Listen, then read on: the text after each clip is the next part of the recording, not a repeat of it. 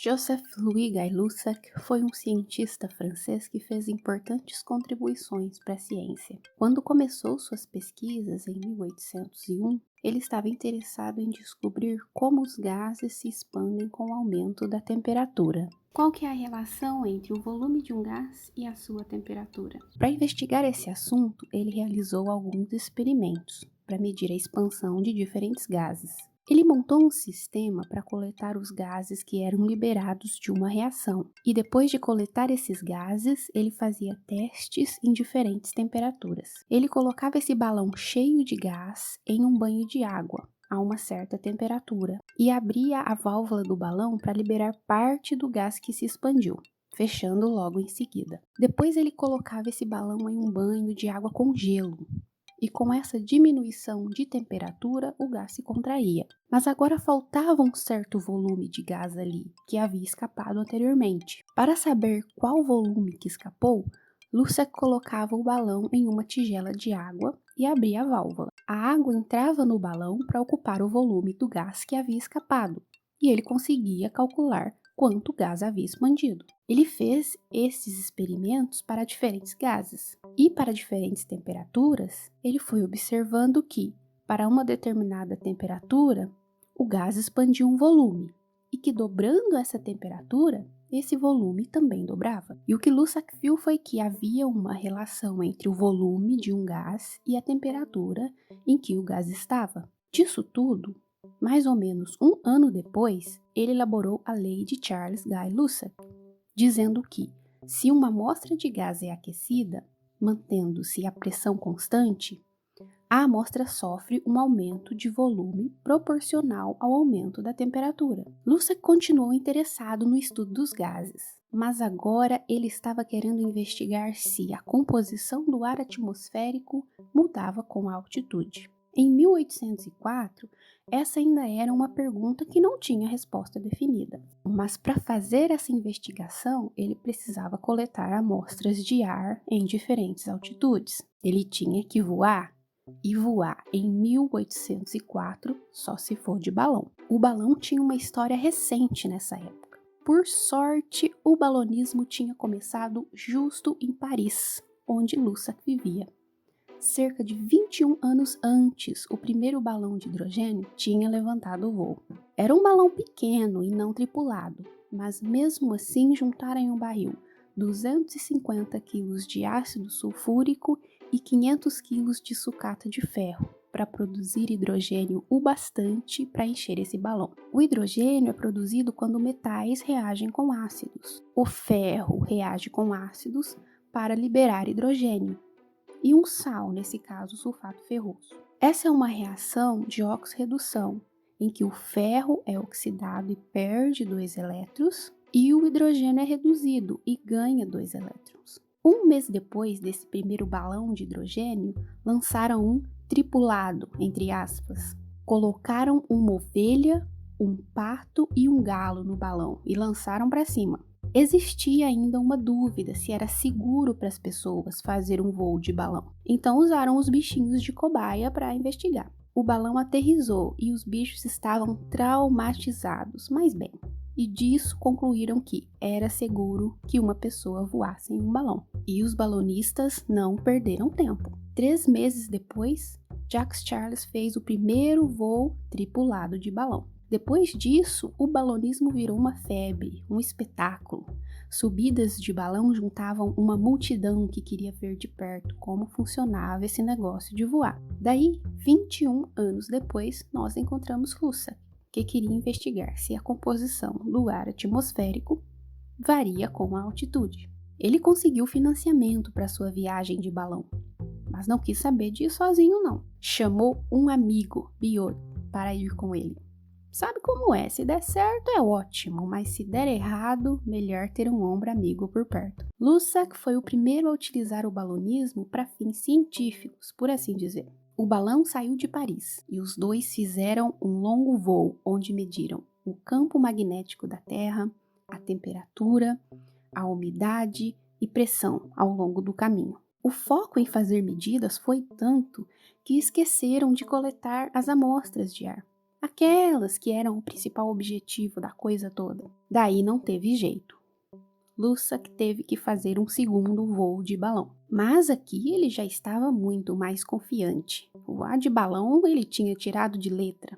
Resolveu ir sozinho. Menos de um mês depois, lá estava ele voando de balão de novo. Nesse segundo voo, ele também fez diversas medidas. Mas ele queria tentar ir mais alto que da última vez. Fazer umas medidas e coletar umas amostras em altitudes maiores. Num esforço para subir mais o balão, ele foi jogando tudo que podia para fora e, consequentemente, para baixo. Um dos itens que arremessou foi uma cadeira de cozinha, que até então usava para sentar dentro do balão. Nessa altura, ele tinha se afastado bastante de Paris e passava por uma área onde, lá embaixo, tinha alguns vilarejos pequenos. Essa cadeira caiu e se espatifou bem perto de uma camponesa que estava pastoreando ovelhas.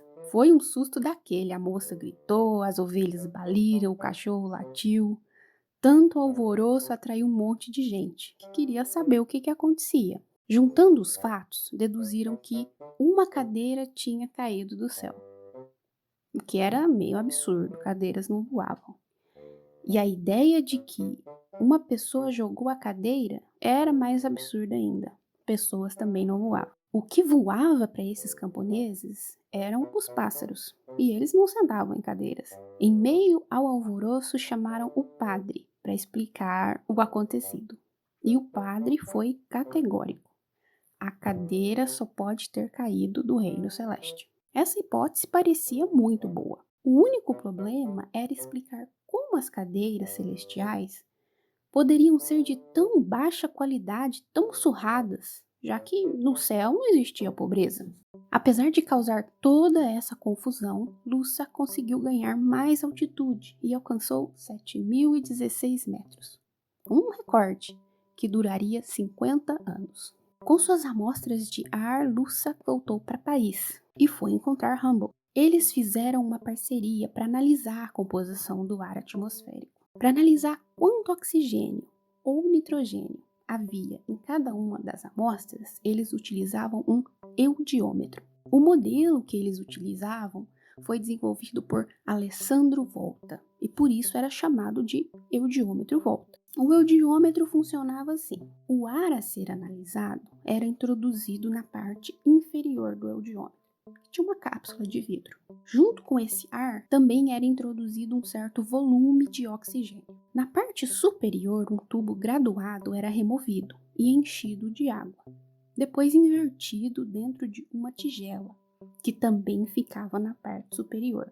A tigela também era enchida de água. Uma faísca era produzida com o auxílio de discos de platina. O negócio era elétrico. Essa faísca gerava uma reação explosiva entre oxigênio e hidrogênio, produzindo vapor de água, que condensava no interior da cápsula. Essa reação era acompanhada por uma redução no volume dos gases dentro da cápsula. A torneira que conecta a parte inferior e superior era aberta e o gás presente dentro da cápsula subia.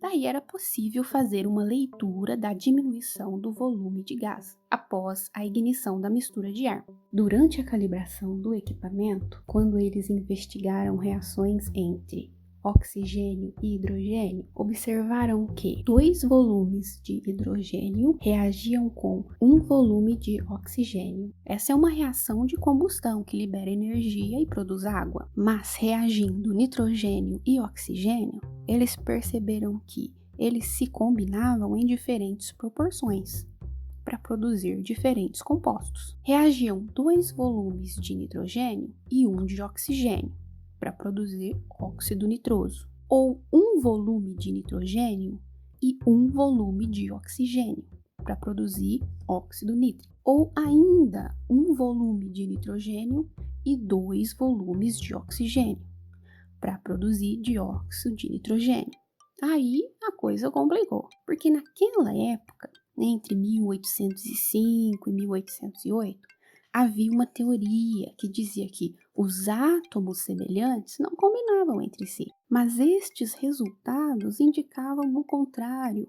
Além da sua conclusão de que a composição do ar atmosférico não varia com altitude, Lussac publicou sua lei da combinação de volumes, onde ele basicamente disse: átomos semelhantes se combinam sim, e a proporção de cada um nessa combinação é de números inteiros simples. Durante a parceria entre Humboldt e Lussac, eles necessitavam importar um tubo de vidro específico para esses experimentos de combustão, da Alemanha para a França. Humboldt achava que a taxa de importação desses tubos era muito alta e até tentou conseguir um descontinho no imposto para comprar o material mais barato. Não adiantou nada, tinha que pagar e pronto. Mas Humboldt pensou num jeitinho de baratear suas compras.